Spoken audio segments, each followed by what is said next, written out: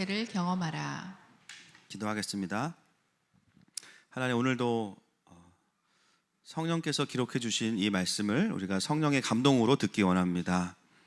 본문의 뜻을 풀어주시고 말씀하여 주실 때 정말 누가복음 마지막에 그 제자들이 속에서 심령이 뜨거워진 것처럼 우리의 속사람이 뜨거워지게 하시고 진리를 더 사랑하게 하시고 하나님과의 친밀함을 누리는 시간으로 축복하여 주옵소서. 예수님의 이름으로 기도합니다. 아멘. 네, 사도행전 강의 56번째 시간입니다. 그 지난주에는 이제 사도 바울이 다메섹을 가는 그 간증을 하면서 그 과정에서 예수님을 만나게 되죠. 빛이 비춰지고 그러면서 사도 바울이 뭐라고 물어봐요? 주여 누구십니까? 그렇죠? 포스는 하나님이에요.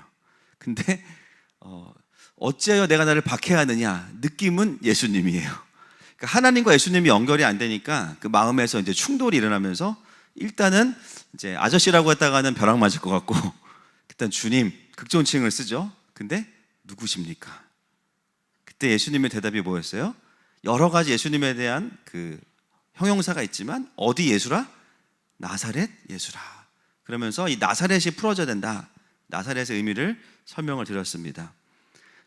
그래서 오늘은 그 예수님께서 나사렛 예수다라고 말씀하신 그 다음부터 같이 볼 텐데요. 10절 말씀 보겠습니다. 시작. 내가 이르되 주님 무엇을 하리이까? 주께서 이르시되 일어나 다메섹으로 들어가라. 내가 해야 할 모든 것을 거기서 누가 이르리라 하시거늘. 여러분, 사도 바울은 굉장히 쿨한 성격입니다. 딱 한 번 물어봐요. 주님 누구십니까? 네가 박해하는 나사렛 예수라. 끝. 거기서 그의 신앙의 고민은 끝나버렸어요. 아, 예수님이 메시아구나. 그래서 그 다음에 내가 박해하는 나사렛 예수다라고 말씀하시고 나서 다른 궁금한 거 안 물어봅니다. 여러분, 이런 분들이 있어요. 뭔가 클리어해지면 더 이상 뒤를 안 돌아보는 성격을 가진 분들이 있어요. 사도 바울은 그런 성격이에요. 그동안 사실은 가장 큰 고민이 뭐예요? 예수님이 메시아인가? 근데 본인의 판단은 아니었기 때문에, 그죠? 또 바울의 성격상, 사울의 성격상 또 옳은 것을 가르쳐주고 싶은 마음이 있어서 잘못된 열심이긴 했지만 예수님을 믿는 유대인들을 핍박했습니다.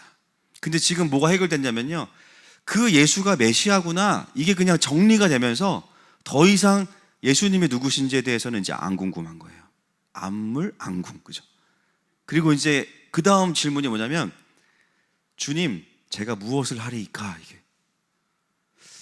신앙생활은 이렇게 해야 될 것 같아요. 할렐루야. 아닌가요? 네. 우리는 자꾸 주님께 토를 많이 달죠. 그죠? 주님, 이거 하면 어떻게 돼요? 이거 하면 뭐 주실 거예요? 이거 하면 뭐가 유익이에요? 근데 바울은 정말 쿨해요. 주님이 딱 예수님이시구나. 그 다음, 주님, 제가 뭐 할까요? 게임 끝. 여러분, 이 질문은 굉장히 의미가 있어요. 영어로 보면 shall 또는 be2 용법을 썼습니다. 원어로 봐도 그래요. 단순히 어떤 할 일을 달라는 게 아니에요. 조금 더 제가 풀어서 번역하면, 주님, 그러면 저는 이제 무엇을 해야만 합니까? 이 질문이에요. 아, 예수님이 내가 반대하는 분이 아니라 메시아라면 이제부터 저의 남은 인생은 무엇을 해야만 합니까? 라는 질문이에요. 여러분, 참된 회개는 무엇입니까? 잘못된 것을 멈추는 데서 끝나는 게 아니라 하나님이 하라고 하시는 일을 해야 되는 겁니다. 사도 바울은 물론 의가 세서 평생 고생하지만 굉장히 결단력이 있는 사람이에요. 예수님에 대한 고민이 끝나자마자, 여러분 그런 분 있죠? 회심하자마자 나가서 전도하는 분들. 예, 그런 분이, 그런 성격이에요. 어느 방향으로든 방향이 정해지면 쫙 가요. 중요한 건 뭐예요? 방향이 중요하죠. 서울 갈 거야. 경부선 타고 계속 달려. 어디 나옵니까? 터키 나옵니다. 그죠? 근데 정확한 길을 타면은 빨리 갈 수 있는 사람이에요. 더 이상 예수님에 대해서 궁금하지 않은 거예요. 이제는 뭐가 중요하냐? 남은 내 인생 어떻게 살 거냐 이거예요. 남은 내 삶을 그 주님을 위해서 어떻게 드릴 거냐라는 거예요. 그래서 주님, 저는 이렇게 하고 싶어요 라고 말하지 않고 무엇을 해야만 합니까? 라는 거예요. 그게 뭐 내가 원하는 게 아니고 하나님 나에게 가지고 계신 뜻이 뭐예요? 그 삶을 살아드리고 싶습니다. 이 고백을 하는 거죠. 여러분, 예수님을 영접하고 나면 물론 우리를 또 천국에 데려가시겠죠. 그러나 우리의 반응 중에 어떤 반응이 있냐면, 나를 구원해 주신 은혜가 너무 감사한데 그 다음 질문은, 그렇다면 이제 이 땅에서 내가 무엇을 하며 살기 원하십니까? 왜냐하면 구원받는 순간 하늘이 열리고 휴거가 되면 좋은데 아니잖아요. 그렇죠? 나는 여전히 이 땅에서 발을 붙이고 살고 있단 말이에요. 우리가 뭘 여쭤봐요, 하나님께? 주님, 그러면 남은 내 인생 어떻게 살길 원하세요? 여러분도 한번 돌아보시면 같은 과정이셨을 거예요. 그렇죠? 저도 돌아보면 주님 만나고 나서 너무 감사하니까, 주님 뭘 원하세요? 열방을 향해서 주님이 울고 계세요. 선교가 하고 싶다 이게 아니에요. 주님이 원하시니까 내가 이거 해야겠다. 하나님이 기뻐하시는 거 내가 하고 싶다. 구원받은 백성의 가장 큰 특징 중에 하나가 뭡니까? 내가 원하는 삶을 살고 싶어서 하나님을 끌어당기는 게 아니라 주님이 기뻐하시는 그게 나의 기쁨입니다. 그게 구원받은 자녀들의 당연한 모습이에요. 그래서 당연히 우리는 이 질문을 마주하게 돼요. 남은 인생 이제 나는 무엇을 해야만 할까? 그것을 우리는 이제 부르심이라고 하는 거죠. 여러분, 이 세상은 우리에게 뭐라고 말하냐면, 나를 관찰하고 내가 좋아하는 거를 하고 싫어하는 걸 안 하면 행복할 거야 라고 말합니다. 그러나 성경은 뭐라고 말해요? 나를 만드시고 나를 예정하시고 나를 이 땅에 보내신 창조주의 목적대로 살면 당신이 진짜 행복할 겁니다. 할렐루야. 바울은 예수님을 만나는 순간 깨달았어요. 과거의 자기의 삶이 진정한 만족이 아니었다는 것을 본능적으로 깨닫습니다. 본능적으로. 여러분, 제가 전에 한번 우스갯소리를 말씀드렸는데, 제가 중국 신학교 강의하러 갔다가 마지막 날 중국 본토에서 동파육을 한번 제대로 된 걸 먹었어요. 입에 넣는 순간 뭘 깨달았냐면, 그동안 내가 모든 뷔페집에서 먹었던 동파육은 다 가짜다라는 거였어요. 여러분, 완전히 다릅니다. 그건 설명한다고 되는 게 아니에요. 제대로 된 걸 먹으면 과거의 영광은 그냥 영광이 아니야. 영광이야 그냥. 그죠? 야, 그건 내가 속았던 거네. 그 많은 음식 중에 하나는 그건 동파육이 아니야. 여러분, 우리가 진짜를 경험하면 과거의 모든 것들은요 그냥 자동적으로 배설물이 되는 거예요. 할렐루야. 여러분, 진짜 생명을 경험하면 생명이 아닌 것을 분별하는 것은 어렵지가 않습니다. 바울은 그동안 자기의 삶이 허비하거나 낭비되는 삶은 아니었지만, 스스로 최선을 다하는 삶이었지만, 진짜 구원자를 만나고 나서 자기의 존재가 바뀌는 것을 그 순간에 경험해요. 본능적으로 그동안의 나의 삶보다 더 높은 차원의 삶, 높은 가치의 삶, 영원한 삶이 있다는 것을 깨달은 거죠. 그래서 바울이 어떻게 해요? 겸손해진 거예요. 예수님께 물어봐요. 무엇을 할까요? 그렇죠? 저는 이 질문이 우리 모든 먼저 유스들에게 있기를 축복합니다. 승원이에게 있기를 축복하고, 민성에게 있기를 축복하고, 은유리에게 있기를 축복하고, 이름도 부담스러운 열방에게 있기를 축복합니다. 우리 교회는 열방에도 있고요, 그렇죠? 제사장 아론이도 있고요, 영광도 있어요, 그렇죠? 영광이가 떠나면 안 됩니다. 영광이가 계속 있어야 돼. 여러분, 이 10대의 시간은 사실은 자기가 누구지 몰라요. 내가 많이 먹는구나, 이 정도밖에 몰라요. 내가 예민하구나, 내 승질이 많구나, 이거밖에 몰라요. 근데 하나님을 계속 경험하잖아요. 그러면 어떻게 되냐면 자연스럽게 내가 무엇을 해야 되는지가 창조주 앞에서 드러나는 겁니다. 나를 관찰한다고 해서 뭐가 나오는 게 아니라는 거예요. 동일하게 우리 청년들도 동일하게 창조주 하나님을 더 경험하기를 축복합니다. 그러면서 이 땅에서 나를 향한 하나님의 그 콜링, 그 부르심이 뭔지가 드러나는 거예요. 자, 다 같이 한번 해보겠습니다. 주님, 제가 무엇을 하기 원하십니까? 시작. 네, 이거예요. want가 아니에요, 그죠? shall, be to, 그죠? 뭘 하기를 원하십니까? 우리 공동체가 이 질문과 순종이 가득한 공동체가 되기를 축복합니다. 자, 10절 말씀. 아직 안 끝났어요. 10절이. 시작. 내가 이르되 주님 무엇을 하리이까 주께서 이르시되 일어나 다메섹으로 들어가라 내가 해야 할 모든 것을 거기서 누가 이르리라 하시거늘. 자, 예수님께서 사도 바울에게 가장 먼저 뭘 말씀하시죠? 일어나 다메섹으로 들어가라 이렇게 말씀하세요.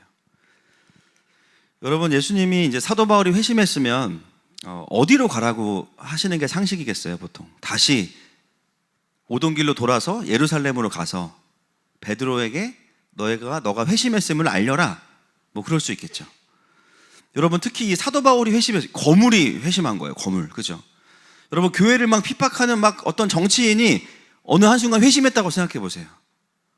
막 공격했던 분이 어느 날 예수님 만났다고 막 그러면서 막 국회에서 막 연설하다가 막 울고 막. 그럼 제일 먼저 어떻게 해요? 그죠? 사단이 싫어하네요. 그러면 교회에 가서 목회자에게 가서 너가 바뀌었음을 이야기해라 해야 되는데, 오늘 예수님 뭐라고 말씀하시냐면 원래 가려고 했던 그 다메섹으로 들어가라는 거예요. 가는 장소는 똑같은데 그곳으로 가는 바울이 바뀐 거예요. 원래 다메섹을 갔던 이유는 예수님을 믿고 있는 유대인들을 잡아서 결박하기 위해 가야 됩니다. 그리고 그것은 바울의 인생에서는 자기가 높아지는 굉장히 중요한 스펙이에요. 근데 바울은 이제 강권적인 은혜와 주권적인 은혜로 전적인 타락을 인정하면서 회심했어요. 근데 그 다메섹으로 다시 가라는 거예요. 여러분, 하나님은 우리를 물론 새로운 부르심과 새로운 장소로 함께 부르실 때도 있어요. 그런데 아닐 때도 있어요. 같은 장소고 같은 환경인데 내 마음과 부르심을 새롭게 하실 때가 있어요. 정확히 말씀드리면 후자가 훨씬 더 많아요. 여러분, 만약에 우리가 주일날 은혜 받을 때마다 직장과 가정을 바꾸라고 하신다면 저는 그 주님 못 믿어요. 너무 힘들 것 같아요. 일주일에 한 번씩 막 교회가 바뀐다. 못 살아요. 주로 우리의 신앙을 보면 부르신 장소나 환경이 매번 바뀌는 게 아니라 사실은 우리의 존재와 마음이 바뀔 때가 훨씬 많습니다. 왜냐하면 하나님은 나를 변화시키시는 게 목표이기 때문이에요. 이 세상은 환경이 바뀐다고 해서 변하는 게 아닙니다. 여러분, 지금 9월인데요. 너무 더워요. 기후가 지금 난리가 났습니다. 환경은 계속 안 좋아질 겁니다. 주님의 오심을 계속 우리한테 이야기해야 되니까. 주님이 원하시는 건 뭐예요? 환경이 아니에요. 죄인된 우리가 구원받고 하나님의 형상을 회복하는 것입니다. 영적인 성장을 경험하고 성화되기를 원하시고 삶의 구원을 이루어가길 원하십니다. 그렇다면 그 하나님의 일하심과 그 부르심은 환경에 대한 변화보다는 나에 대한 변화로 더 많이 부어지고 더 많이 말씀하시는 거예요. 우리가 맨날 기도해. 주님, 남편 때문에 힘들어요. 주님 뭐라 그래요? 난 너 때문에 힘들어. 주님 어떻게 할 거야? 네가 바뀌어야 돼. 직장에서 관계가 너무 힘들어. 내 육신으로 내 마음으로는 그만 다니고 싶어. 저분이랑 한 사무실에 있는 것도 너무 괴로워. 직장에서 반드시 이번 달까지 어떤 성과를 내야 돼요. 막 그 압박과 스트레스가 막 이만저만이 아니에요. 어떤 마음이 들어요? 옮기고 싶죠. 근데 하나님 뭐라고 말씀하세요? 아직 네가 그곳에 있어야 될 이유가 있다. 그러면 어떻게 돼요? 기도하는 거예요. 그러면 어떻게 됩니까? 같은 직장이고 같은 장소지만 내가 바뀌어요. 새 마음을 주시고 새 힘을 주세요. 늘 똑같은 출근길인데요. 그 다메섹으로 똑같이 가는데 내가 바뀌어 있는 거예요. 또 어떤 경우에는 난 직장에서 너무 잘하고 있어. 모든 경쟁에서 내가 항상 이기고 있어. 옮기고 싶지도 않고 이 길로 쭉 가면 나는 그냥 승진이다. 주님 말씀하세요. 똑같은 직장과 같은 장소인데 이제는 너를 위해 살지 말고 너의 팀을 위해서 네가 헌신해봐. 너의 성과를 너의 것으로 가져가지 말고 힘들어하는 사람들 그걸 나눠줘봐. 같은 직장인데 부르심과 방향이 완전히 바뀐 거예요. 여러분, 더 바꿀 수 없는 환경, 가정입니다. 가정은 직장보다 더 바꿀 수가 없죠. 여러분, 우리는 남편과 아내가 변화되길 원하지 교체하길 원하지 않습니다. 다들 그냥, 그죠? 그래요, 목사님? 막 교체 가능합니까? 막 여러분, 쿠팡이 아닙니다. 반품 기간 지났어요. 일단은 뭐부터 시작해야 돼요? 이 인간이 아니고 이분을 주님이 보내셨다. 할렐루야. 네, 절절하네요. 아멘이 절절합니다. 간절하고 절절하고 막. 주님은 선하십니다. 네. 그럼 막 바꿀 수 없는 거예요. 그죠? 아침에 바꾸고 싶고, 그죠? 잘해주면 또 그냥 데리고 살만한 거, 이게 아니라는 거예요. 그리고 여러분, 교체해도 제가 잠언 40장에 보면 뭐라 그래요? 이효리 선지자가 그놈이다. 분명히 얘기했어요. 라스에 나와가지고 정말 예언자적인 선포를 했어요. 그놈이다. 그놈만 그놈이겠어요? 그러므로 가정은 우리에게는 사실 영원한 다메섹이에요. 뭐가 바뀌어야 돼요? 그 안에서, 가정 안에서 나를 드러내고 내 의를 드러내는 삶에서 이제는 회심하는 거, 새로운 부르심으로 다시 대하는 거, 다시 연합하는 거. 여러분, 오늘부터 이제 다들 또 오랜만에 만나는 가족들에게로 또 가시게 됩니다. 어쩌면 우리에게는 오랜만에 만나는 부모님과 형제자매가 다메섹일 수 있어요.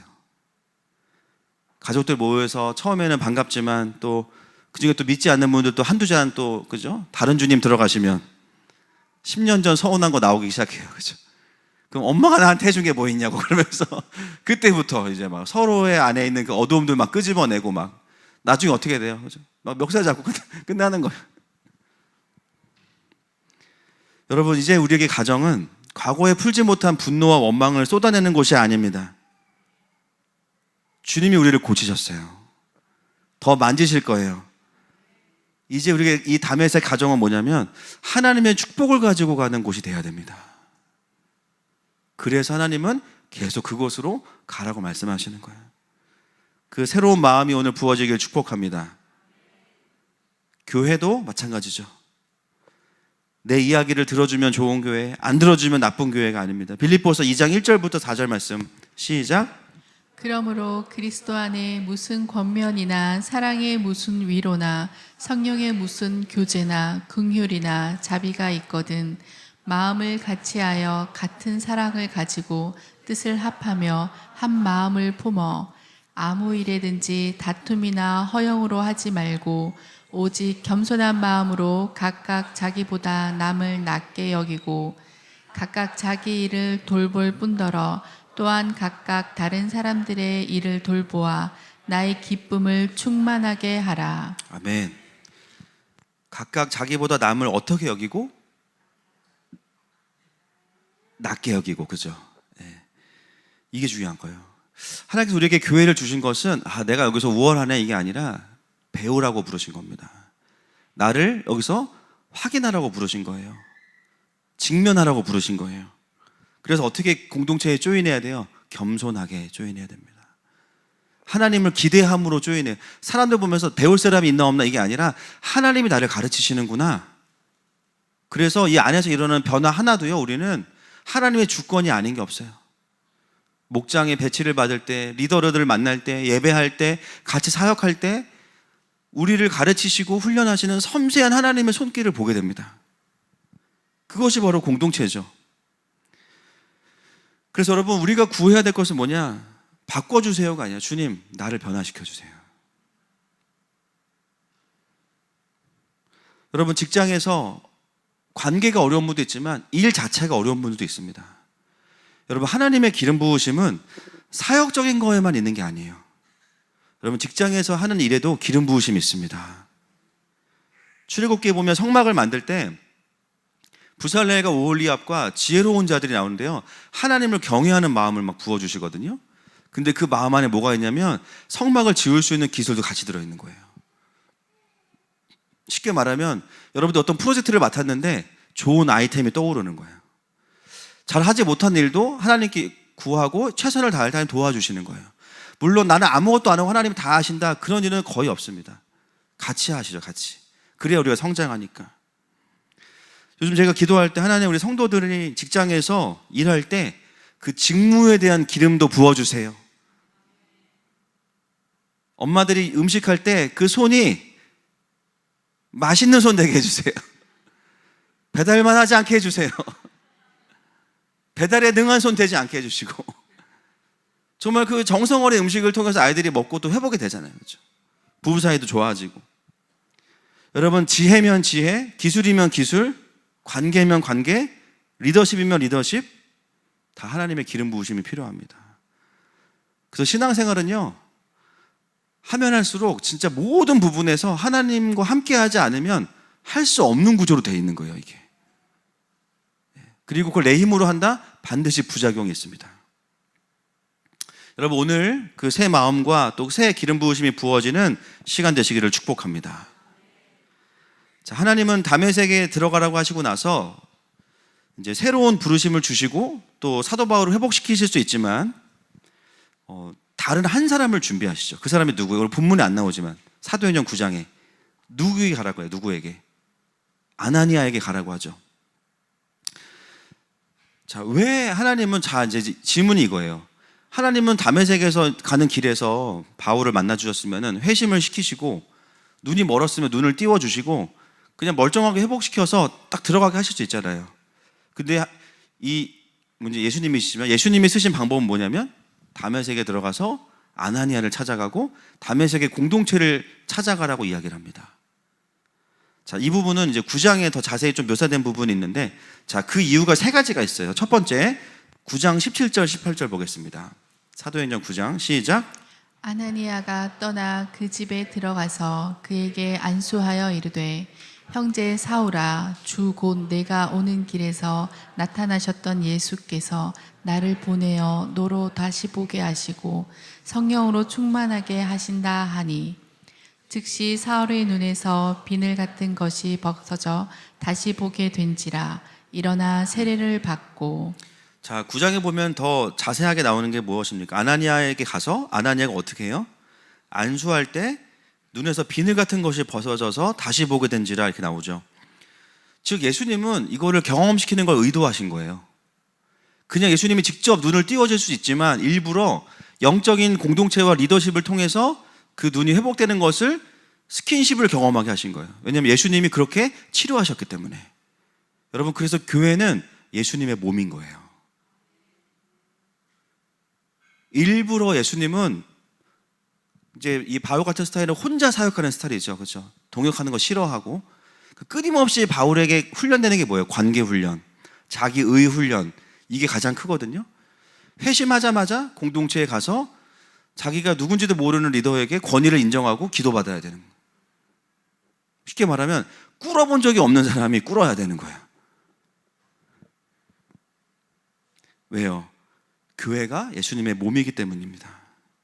여러분, 그렇게 하지 않았으면 바울은요, 그 간증을 가지고 너희들 중에 나처럼 주님 만난 사람 있니? 그렇죠? 나는 주님이 직접 안수하셨고 나는 그냥 빛을 봤어. 나는 순식간에 바뀌었어. 나 같은 간증 있는 사람 나와보라 그래. 그러면서 기존의 교회 또한 그가 무시할 가능성이 크겠죠.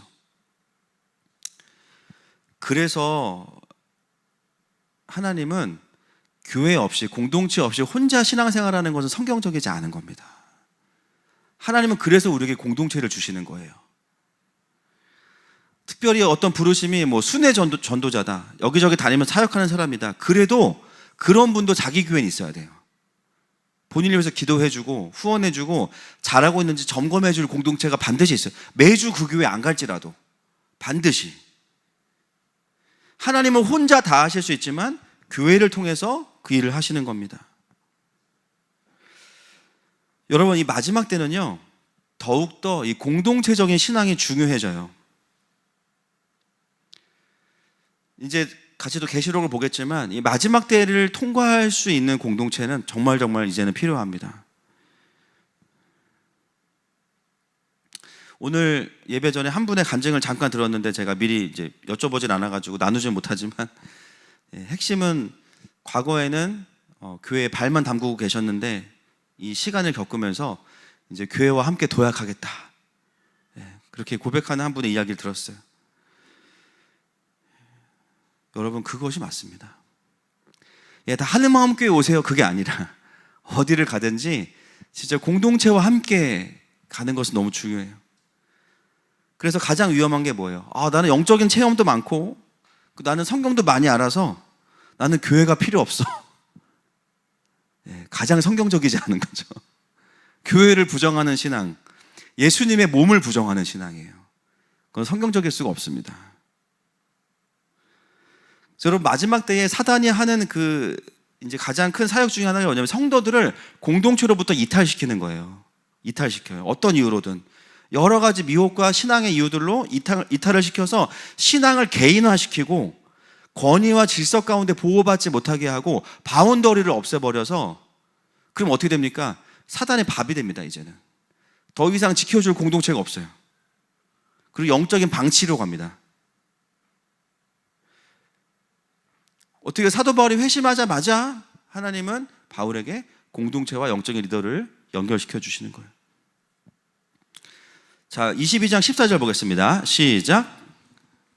22장 14절. 그가 또 이르되 우리 조상들의 하나님이 너를 택하여 너로 하여금 자기 뜻을 알게 하시며 그 의인을 보게 하시고 그 입에서 나오는 음성을 듣게 하셨으니. 이 14절은 이제 사도 바울이 두 번째 간증에서 말하는데 여기에 뼈가 있어요. 뼈가 뭐냐면요, 우리 조상들의 하나님이라고 해요. 아나니아가 그렇게 얘기한 거를 워딩을 그대로 가지고 옵니다. 이건 어떤 의도가 있겠어요? 유대인들의, 지금 여기는 믿는 유대인과 선동된 유대인들이 섞여 있거든요. 그 중에서 아나니아가 했던 말 중에 조상들의 하나님이 나를 보내셨다라는 거예요. 예수님과 하나님을 연합시키고 있어요. 우리 조상들의 하나님이라는 것은 유대인들의 하나님입니다. 근데 그 하나님이 너를 택하여 그 의인, 즉 예수님의 음성을 듣게 하셨다. 자연스럽게 유대인들을 예수님께로 콜링하고 있는 거죠. 그래서 그들이 유대교와 기독교를 분리하는 게 아니라 구약의 흐름 안에서 예수와에게 점프할 수 있도록 자연스럽게 워딩을 사용하고 있습니다. 여러분, 우리가 전도할 때 정말 중요한 게 뭐냐면요, 어떤 사람들은 복음이 없는데 왜 자기가 공허한지 모르는 분들이 있어요. 왜 갈급한지 몰라요. 그래서 어떻게 해요? 막 찾아요. 점도 보고, 그죠? 어디 막 다른 종교도 가보고. 근데 그런 분들 우리가 만날 때 어떻게 전도할 수 있겠어요? 우상에게 절했네요. 막 회개하세요. 막 이렇게 하기보다는 어떻게 해야 됩니까? 당신이 찾던 그분이 바로 예수님이시라고 얘기해야 되는 거예요. 왜냐하면 그 사람이 아직 예수님을 모르는 여정에서도 우리는 하나님의 주권을 인정해야 됩니다. 그 하나님의 여정을 보면서 예수님께 점프할 수 있도록 돕는 게 중요한 거예요. 그게 이제 영적인 태극권이에요. 그 사람의 힘을, 브레이크를 거는 게 아니라 예수님께로 업어치기, 그렇죠? 그래서 영접만 하시면 됩니다. 그리고 믿음의 여정을 시작할 수 있도록 도와주는 거예요. 그래서 우리가 뭐라고 해야 돼요? 그동안 진짜 예수님 찾느라고 고생하셨네요. 이제는 참신이신 그분을 만나고 진짜 구원을 경험했으면 좋겠어요. 할렐루야. 그럼 그분 어떻게 해요? 자기의 인생을 신실하게 인도해 오신 그 하나님께 더 깊이 나아가게 됩니다. 그리고 아나니아를 붙이신 가장 중요한 예수님의 의도가 이제 12절, 15절에 있습니다. 자, 사도행전 22장 12절, 15절 시작. 율법에 따라 경건한 사람으로 거기 사는 모든 유대인들에게 칭찬을 듣는 아나니아라 하는 이가 내가 그를 위하여 모든 사람 앞에서 내가 보고 들은 것에 증인이 되리라. 자, 이겁니다. 세 번째가 뭐냐면 바울이 회심했음을 증언할 수 있는 증인이 필요했기 때문입니다. 이게 이제 세 번째 이유고 가장 중요한 의도입니다. 그러기 위해서 하나님은 누구를 선택하셨냐? 아나니아라는 모두가 알만한 영향력 있는 리더를 사용하신 거예요. 여러분이 은혜 받은 것을 증언할 수 있는 가장 좋은 권위자가 누굴까요? 나의 배우자겠죠. 네, 지금 제가 증언하라고 하진 않겠습니다. 내가 은혜 받았음을 아는 가장 좋은 증언할 사람은 나의 자녀들이겠죠. 나의 부모님이겠죠. 아나니아는 바울의 증인인 거였어요. 거기는 수많은 유대인들은 다 아나니아 알고 있습니다. 좋은 리더였으니까. 내가 변화된 걸 모르겠으면 아나니아한테 지금 카톡 해봐. 지금 메일 보내봐. 연락해봐. 전화해봐. 증인이 있어. 여러분, 우리가 신앙생활을 하는 것은 당연히 사람의 인정을 받으려고 하는 건 아닙니다. 그런데 여러분, 성령과 지혜가 충만해지면 사람들도 그것을 알게 됩니다. 이게 중요해요. 인정을 받으려고 하는 것은 아니지만 우리가 하나님 안에서 변화되면 인정을 받게 되어 있다는 거예요. 그래서 초대교회가 7명의 집사를 뽑을 때 그 기준이 뭐였죠? 사도행전 6장 3절 보겠습니다. 시작. 형제들아 너희 가운데서 성령과 지혜가 충만하여 칭찬받는 사람 7을 택하라. 우리가 이 일을 그들에게 맡기고. 자, 성령과 지혜가 충만한데 누구한테 칭찬을 받아요? 성도들에게 칭찬을 받겠죠. 그렇죠? 때로는 우리의 신앙이 하나님만 인정하시면 돼. 맞아요. 근데 진짜 성령과 지혜가 충만하면 사람들도 그것을 인정하게 돼 있어요. 결국 그의 신앙은 가정과 공동체에서 드러나고 열매를 보게 됩니다. 이 본문 말고도 뭐 디모데전서 3장에도요 리더를 세울 때의 자격들이 막 나와요. 거기 보면은 신앙만 나오는 게 아니고요, 거기 이런 내용이 있죠. 술에 임박이지 않고, 아내를 구타하지 않고, 손님을 잘 섬기고, 막 기준이 나옵니다. 관계에 대한 거예요. 마지막에 뭐라 그래요? 그를 시험하여 보고 세워라, 이렇게. 시험하여 보고 세워라. 그래서 신앙은 하나님과의 수직적인 것도 있지만 공동체와 가정 안에서의 수평적으로도 드러나고 검증되어진다는 것입니다. 그래서 하나님은 사도 바울의 회심이 진짜인지를 증명해 줄 좋은 리더십으로 아나니아와 다메섹 공동체를 준비시키신 거예요.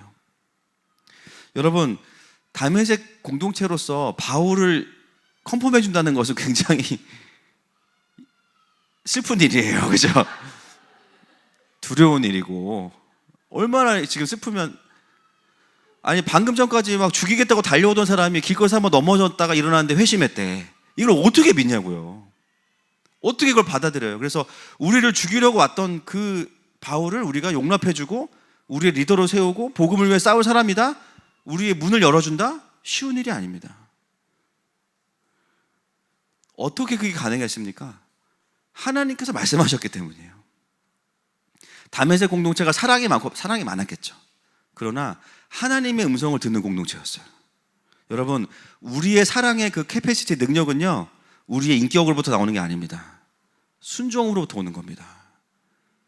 우리 힘으로는 원수를 사랑할 수 없어요. 죽이고 싶지. 주님 말씀하시면 순종해. 그게 뭘로 드러나요? 사랑으로. 그러다 보면 또 하나님의 긍휼이 부어져. 그래서 우리의 사랑은 우리의 따뜻함이 드러나는 게 아니에요. 말씀하시는 하나님이 드러나셔야지. 하나님은 사랑이시라. 아무리 원수여도 돌이키기만 한다면 하루아침에 가족으로 받을 수 있는 것이 이 다메섹 공동체의 경건의 능력이었어요. 여러분, 하늘마음교회도 주님의 음성에 정렬되어져서 세상이 할 수 없는 사랑을 할 수 있는 공동체가 되기를 축복합니다. 그리고 그들의 변화를 지지해주고 컨펌해줄 수 있는 공동체가 되기를 축복합니다. 여러분, 이때도 그랬지만 진짜 이제는 마지막 때로 가면서 정말 그 시간을 이겨나갈 공동체를 세우는 게 너무너무 중요합니다. 그 한일의 절반의 그 핍박 어떻게 이겨나가겠어요? 그렇죠? 공동체가 아니면 이겨나갈 수 없는 거예요. 또 사단의 미혹이 올 때 누가 나에게 등짝 스매싱을 날려줄 수 있을까? 그렇죠? 공동체. 그래서 마지막 때에는 교회가 막 10,000명, 20,000명 커지고 이런 부흥이라기보다는요, 그 마지막 때를 정확히 이해하고 거기에 합당한 준비와 훈련하는 공동체로 강력하게 세워지는 그런 증인의 공동체가 일어나야 되는 것이죠. 그러면서도 진짜 복음의 증인을 만들어내는 것, 그것이 마지막 때를 살아가는 교회의 모습 중에 하나인 것입니다. 자, 11절 보겠습니다. 11절 시작. 나는 그 빛의 광채로 말미암아 볼 수 없게 되었으므로 나와 함께 있는 사람들의 손에 끌려 다메섹에 들어갔노라. 사도 바울과 어울리지 않는 단어가 뭐냐면 사람들의 손에 끌려라는 단어입니다. 예, 사도 바울은 누굴 끌고 가는 사람이지 끌려다니는 사람이 절대 아니에요. 회심한 이후에 그에게 나타난 변화는 뭐냐면 안 보이니까 끌려갑니다. 저는 여러분 이게 다 우연이 아니에요. 여러분 하나님이 어떤 분이 정말 치밀한 분이세요. 정말 이 하나하나가 다 의미가 있어요. 몸으로 느껴야 돼. 끌려다니는 거를 자기가. 사도 바울은 누구보다도 능동적이고 누구보다도 재빠른 사람이고 누구보다도 자기주도적인 사람인데요, 다른 사람에 의해서 끌려가는 걸 경험한 거예요. 잠깐이지만. 그건 무엇을 의미해요? 이제 그의 인생은 하나님께 붙들린 삶이라는 겁니다. 네가 가고 싶다고 가는 게 아니야. 가기 싫다고 안 가는 게 아니야. 내가 가라고 하는 곳으로 공동체의 도움을 받아서 가야 돼. 여러분 사도 바울이 성마다 다니면서 핍박받을 때 보면요, 다 그 성의 제자들이 막 달아서 내려서 막 도망가게 하고 막 도와주잖아요. 그죠? 다른 사람의 도움도 받을 수 있는 사람이 된 것이죠. 여러분 구원받은 백성들의 삶, 하나님의 뜻에 붙들려서 살아간다. 그것이 조금 우리는 힘들고 불편하게 느껴질 수 있습니다. 그래서 영적인 센스가 빠른 분들은 주님이 약간 끄는 것 같으면 그냥 그걸로 가버려요. 그냥 끌려가는 느낌 별로 안 좋으니까 대신 반박자 늦게.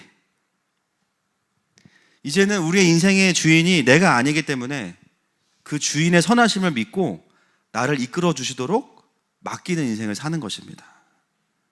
사랑하는 여러분, 늘 하나님의 인도하심을 먼저 구하고 인도함을 따라가는 저와 여러분 되시기를 축복합니다. 하나만 더 하겠습니다. 하나만. 자, 17절부터 21절 빠르게 읽겠습니다. 시작. 후에 내가 예루살렘으로 돌아와서 성전에서 기도할 때에 황홀한 중에 봄에 주께서 내게 말씀하시되 속히 예루살렘에서 나가라. 그들은 내가 내게 대하여 증언하는 말을 듣지 아니하리라 하시거늘 내가 말하기를 주님 내가 주를 믿는 사람들을 가두고 또 각 회당에서 때리고 또 주의 증인 스데반이 피를 흘릴 때에 내가 곁에 서서 찬성하고 그 죽이는 사람들의 옷을 지킨 줄 그들도 아나이다. 나더러 또 이르시되 떠나가라. 내가 너를 멀리 이방인에게로 보내리라 하셨느니라. 네, 아멘. 오늘 주님과의 간증을 끝내기로 약속하고 올라왔기 때문에 끝내야 됩니다. 지금 갈 길이 멀어서 로마로 가야 되니까. 자, 여러분 여기 보면 또 다 못해요. 한 가지만 할게요. 왜 이 유대인들이 마지막에 분노했냐? 몇 절 때문일까요? 18절 때문입니다. 한 번만 다시 띄워주세요. 봄에 주께서 내게 말씀하시되 속히 예루살렘에서 나가라. 그들은 네가 내게 대하여 증언하는 말을 듣지 아니하리라 하시거늘. 여러분 유대인들이 열받는 포인트가 두 가지가 있어요. 첫 번째는 이방인들이 율법을 거치지 않고 공동체로 들어오니까 열받는 거예요. 그들에게 율법은 기득권이거든요. 뭔데 니네가 와가지고 이렇게 주인 행세하냐, 이게 싫은 거고. 두 번째는 뭐냐면 지금 이 포인트예요. 예루살렘은 그 증언을 듣지 않았기 때문에 이제 끝났다라는 메시지를 사도 바울이 과감없이 그냥 해버립니다. 예루살렘을 떠나라는 게 뭐예요? 탈출하라는 거예요. 더 이상 이 성은 부르심이 끝났다는 거예요. 그 말을 듣고 나니까 유대인들이 분노가 이제 확 올라온 거죠. 예루살렘에 있는 유대인들은 자신들의 고집을 붙잡지 말고 그 다음 시즌을 가기 위해서 사실은 사도 바울을 붙잡았어야 됩니다. 아, 지금은 이방인들이 돌아오는 시즌이 시작됐군요. 우리가 함께 하겠습니다. 예루살렘이 우리가 장자교회인데, 우리가 먼저 시작된 교회인데, 우리 교회가 어떤 교회인데 여기에 붙잡혀 있으면 안 되는 거였어요. 근데 이 멤버들이 여기에 붙잡혀 있었던 거예요. 어떻게 해요? 하나님 나라의 편에 선 것이 아니라 오히려 반대편에 서게 되죠. 그래서 하나님의 그 기회의 창이 닫힌 겁니다.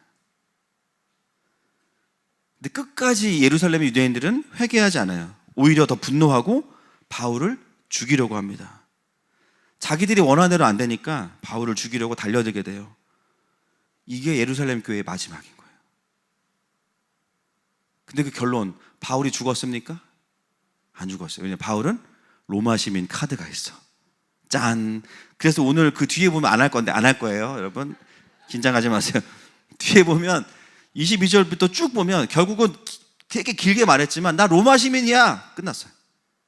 그래서 그때부터 오히려 이 사람이 좀 충분히 자기를 해명할 수 있도록 군대가 보호하면서 로마로 데리고 갑니다. 그래서 이게 겉으로 보면은 죄수를 압송하는 건데 하나님 나라의 관점으로 보면 하나님께서 어마어마한 경호원들을 붙이신 거예요. 여러분들이 뭐 잘못해서 구치소에 갔어요? 하나님 여러분 보호하시는 거예요. 어마어마한 로마의 군대의 그 호위를 받으면서 왕들을 계속 만나면서 복음을 계속 전하면서 가는 정말 엄청난 사역이 이제부터 또 시작되는 거죠. 그건 다음 주부터 하겠습니다. 결론을 좀 맺겠습니다. 우리가 이제 또 추석을 보내게 되고 또 각자의 어떻게 보면은 영적인 루틴이 좀 무너질 수 있는 며칠입니다. 그래서 항상 이 추석이 지나고 첫 예배가 쉽지 않을 때가 많아요. 또 많이들 드시고 와서 또 못 알아보고 막 그래가지고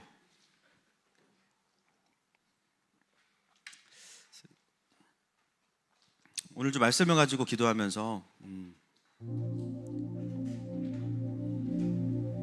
하나님 오늘 또 이번 한 주간 늘 가던 그곳 나의 다메섹 주님 좀 바꿔주세요. 좀 새롭게 해주세요가 아니라 주님 나에게 이걸 뛰어넘을 수 있는 힘을 주세요. 강력한 것을 이길 수 있는 새 마음을 부어주세요. 그렇게 기도하셨으면 좋겠어요. 지금까지 우리의 삶의 여정도 하나님이 그렇게 우리를 데려오신 겁니다. 이 시간 그 주님을 고백하면서 같이 나아가십시다.